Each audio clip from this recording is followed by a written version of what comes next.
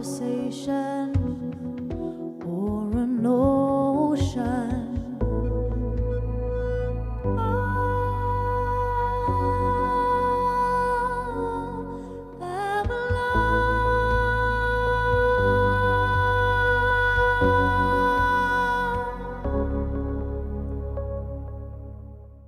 Good evening. Welcome to our Hope and Human Rights speaker series. We decided that the Hollywood community and artists and professionals were really interested to know about human rights. And we said, what a better forum than to bring artists and activists together. Well, a number of years ago, an actor that was at the top of her field and still is, decided that she needed to do something more than just be an amazing, acclaimed actress, and decided to start a group, Artists for Human Rights, with the objective of bringing artists and activists together. And it's been my extreme pleasure to work with her over the last number of years, and I would like to introduce her now, Miss Ann Archer. Thank you. Welcome, everybody. Welcome to our home, to our 7th Hope and Human Rights Speaker Series Salon. We have an icon of human rights with us tonight. I get chills thinking that Jack's with us. It's so cool. He really was the heart behind this organization when we started. When we talk about human rights, for me it comes down to a mother who is left really with nothing. Franklin Delano Roosevelt had passed security, the Social Security. The 4 of us got these little checks. They saved my family. Ford Roosevelt's grandfather saved my family. I want to remind you that hard power really means violence, and soft power means we won in Chile, we won in South Africa, we won with Dr. King, we're winning with Aung San Suu Kyi. That is the mission. To turn away from the gun barrel against our flesh and the torture to be dismissed forever. That's the goal. Washington was right. All the founding fathers were right. Torture is wrong. And waterboarding is wrong. And so as we move forward as a people, can't we adjust the world in such a way as whatever we do in that part of the world is just excellent?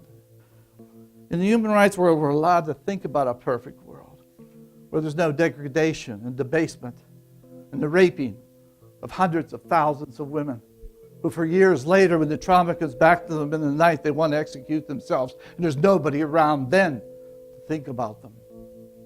Who holds them in the night? Who contains that power that never happens again? And so in a sense, when you're dealing with human rights, there's the degradation of it. And as you hear stories in human rights, your ears should melt, your eyes should fall apart. Because it's so horrible in those torture chambers. If you get in there, or your daughter or son gets in there, you will pray to God or something to help you get them out of that chamber. For if you know what they do in there, it'd freeze you in your spot. You represent, the greats of Lennon and Marley. I want your dream to be with my dream. I want you to understand what the poor need. What do they need? 20% of the world is suffer malnutrition. 20%. In the third world, half of Africa is under 20. Most of the world of the third world is under 20. Half of Iran is under 15 practically. Half of Haiti is under 14. Half of Saudi Arabia is under 15. There's a gigantic young world coming.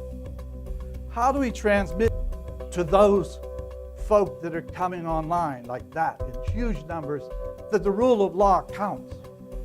That the rule of law is important so that we can keep an orderly world where everybody can move forward and get a bite to eat, get a job. And I think that's what human rights is about in a certain way. We give to each other what is decent and kind and compassionate. I think in a certain sense, tonight I'd like you to think about that you represent the spirit of Bob Marley or John Lennon or Joe Strummer, the greats of the music world, that universal spirit that you felt in Mark and Healey's music, that universal power that allows you to see the world can work. And I want my nation to represent soft power, nonviolent power. I want it to be the true city on the mountain. How do we make sure there's a fair playing field for everybody? And I'm saying, look at that declaration, what it does for us. It doesn't solve all the problems. Like the Constitutional Bill of Rights for Dr. King, it didn't solve everything. We had to fight the Civil War. We had to deal with Jim Crow. We had to have Dr. King come along. And so the Universal Declaration of Human Rights sets us all going in the right direction with a common strategy and a common purpose. And so, in a sense, as you hunt for the movement to go forward, we hunt for symbols of hope, right?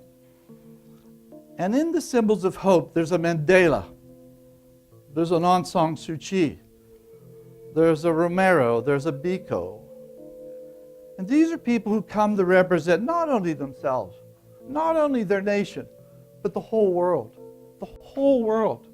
What is human rights? You know, when we get into it, really, what is it? What is it?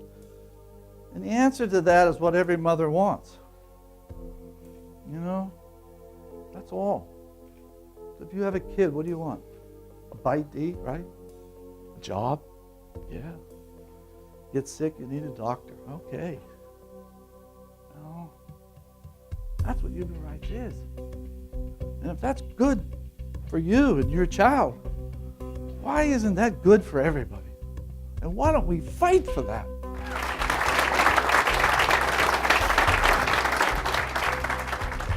What was your first major step as a human rights activist? What was the event, do you think, that sort of started you on that road? Oh, there's no question. It was the March on Washington and Dr. King's great speech. It was such an easy day, marching and walking and watching. And I realized this greatness that I was watching, it's actually easy. He's a great preacher.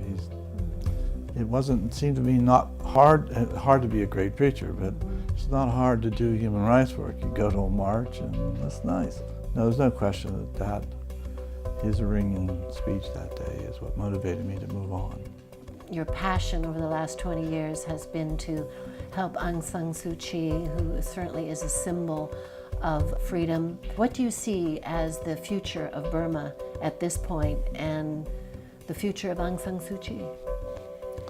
I think the world hasn't noticed yet that this single woman is going to beat the military. The dream of one person able to change history is important, and they need to keep reminding us of that, of Gandhi, of Dr. King, of so many people in the world. Really, the flesh has to go up against the gun barrel, and the history of violence against people has to stop. And we, the citizens of the world, are really fed up with this nonsense. And we got to stop it in our time. There's no reason for it to continue one more day. Watching Dr. King up close, that he moved our nation forward using the Constitution and Bill of Rights. There was a written document he could point to. It was something bigger than himself. And I think we, the citizens of the world, have to do the same now for the world. We got to point to the document as bigger than us. And the documents were written in 1948 with the strength of Eleanor Roosevelt. And I think the world now needs to have a common purpose. And I think the Universal Declaration has already been voted in. We don't have to argue about it. Just have it get out to the people. And I think once the people understand that the Universal Declaration of Human Rights is truly theirs, I think information is power. And they'll be like a little kid someday on some garbage dump hunting around and for something to eat, will find the Declaration and make it happen for the rest of the world, just like Dr. King made it possible for us Americans. All these things have been tried for centuries. We just got to start trying the Universal Declaration of Human Rights and see if we can really make it a reality. Well, that's our purpose, and we hope that we make you proud. Thank you. Thank you, Jack. Jack Healey literally changed my life tonight. I mean, I'm gonna walk out of here and I'm just gonna think, what more can I do? How can I get involved? How can I wake people up? How can I make a difference? The Artists for Human Rights are inspiring people from all walks of life to actually take action. That's really why I like being a part of the organization. I think Artists for Human Rights, for me, has put this battle in a context. Well, I think with Jack Healey's speech this evening, it was so inspiring and to make you just want to do something about it now. That's what I want to be a part of. I want to be a part of a group that can just get up and let's show some leadership and let's do something about it. And I'm ready to go. I'm going to roll up my sleeves. But I think in a certain way, I guess I'd ask you in closing to take your voice and to turn it into thunder. Turn it into thunder. Let people know who you are and what you stand for. Let your kids be proud of you and the values you represent. Thanks for having me.